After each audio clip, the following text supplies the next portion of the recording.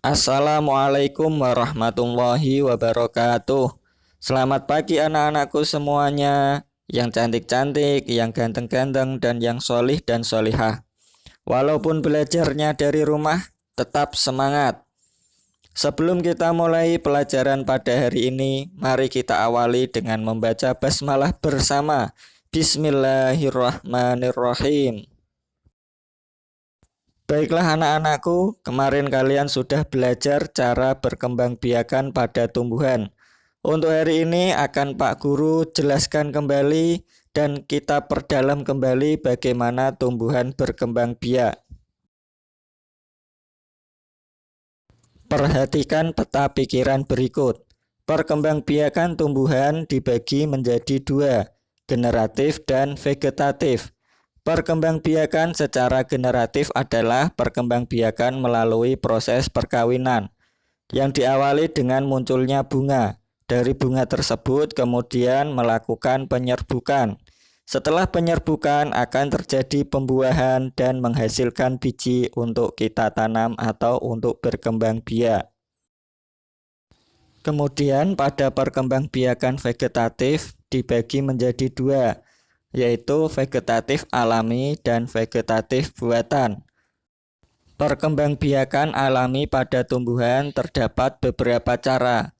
Yang pertama adalah membelah diri, kemudian spora, tunas, umbi, akar tinggal atau rizoma, bisa disebut juga rimpang. Kemudian yang terakhir adalah geragih atau stolon. Mari kita bahas satu persatu. Yang pertama adalah membelah diri. Tumbuhan akan membelah dirinya menjadi dua bagian, kemudian bagian tersebut akan menjadi individu baru. Contohnya pada tumbuhan ganggang hijau. Yang kedua dengan cara spora. Nah, inilah yang dinamakan spora. Dari spora ini akan muncul individu baru. Tumbuhan yang berkembang biak dengan spora contohnya adalah lumut, tumbuhan paku-pakuan, dan jamur. Yang ketiga dengan cara tunas. Tunas dibagi menjadi tiga bagian. Yang pertama adalah tunas biasa. Tunas dari tumbuhan induk yaitu batang dan menjadi tumbuhan baru. Contohnya pada pisang, bambu, dan tebu.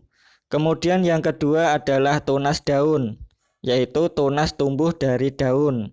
Contohnya cocor bebek, kaktus, dan begonia. Kemudian yang ketiga adalah tunas akar. Adalah tunas yang tumbuh dari akar. Contohnya sukun dan cemara. Yang keempat melalui umbi. Umbi ada tiga, yaitu umbi akar, umbi batang, dan umbi lapis. Umbi akar adalah akar dalam tanah yang berfungsi menyimpan cadangan makanan. Tidak memiliki mata tunas. Contohnya wortel, singkong, lobak, bengkoang, umbi dahlia.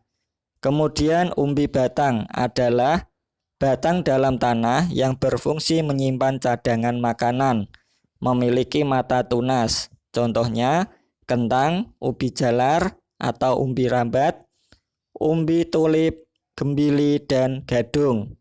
Yang ketiga adalah umbi lapis, yaitu pelepah daun yang bertumpuk dan berlapis. Contohnya pada bawang.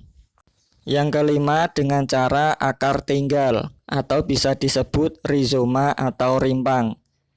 Adalah batang yang tertanam dan tumbuh di dalam tanah.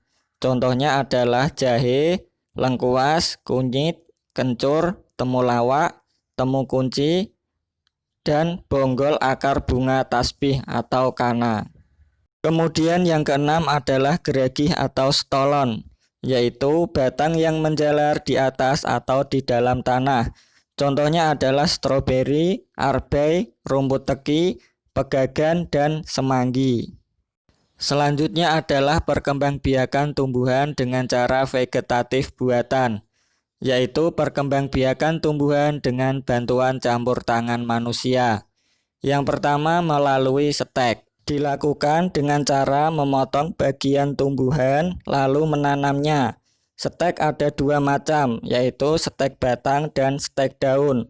Stek batang dapat dilakukan pada tumbuhan singkong, tebu, teh, dan mawar. Kemudian untuk stek daun pada cocor bebek, begonia, dan wijaya kusuma. Perkembangbiakan ini memiliki tujuan untuk mempercepat waktu panen dan untuk mendapatkan keturunan yang identik atau sama dengan induknya. Yang kedua dengan cara mencangkok, yaitu membuat bagian batang yang berkambio menjadi berakar. Mencangkok dapat dilakukan pada tumbuhan mangga, jeruk, dan rambutan. Yang ketiga dengan cara merunduk, yaitu sebagian cabang dibenamkan ke dalam tanah. Cara merunduk ini dapat dilakukan pada tumbuhan apel, stroberi, dan melati. Yang keempat dengan cara kultur jaringan, yaitu menanam jaringan di tempat dan di media khusus. Dapat dilakukan pada tumbuhan wortel, pisang, dan anggrek. Ini contoh perkembangbiakan dengan cara kultur jaringan yang dilakukan di laboratorium. Yang kelima dengan cara okulasi atau sering disebut menempel, yaitu dengan cara menempelkan mata tunas suatu tanaman ke batang pohon tanaman lainnya. Contoh tanaman yang bisa dilakukan dengan cara okulasi adalah mawar, belimbing, mangga. Tujuan dari perkembangbiakan ini adalah untuk memperbaiki kualitas dan membuat bibit unggul. Yang terakhir dengan cara menyambung atau mengenten, yaitu menyambungkan dua tanaman yang berbeda tetapi masih sejenis. Dapat dilakukan pada tumbuhan durian, kopi, dan bunga kembang sepatu. Tujuan dari perkembangbiakan ini adalah untuk memperbaiki kualitas dan membuat bibit unggul. Demikian pembelajaran pada pagi hari ini, semoga bisa bermanfaat. Mari kita tutup bersama dengan membaca hamdalah. Alhamdulillahirabbil alamin. Terima kasih. Wassalamualaikum warahmatullahi wabarakatuh.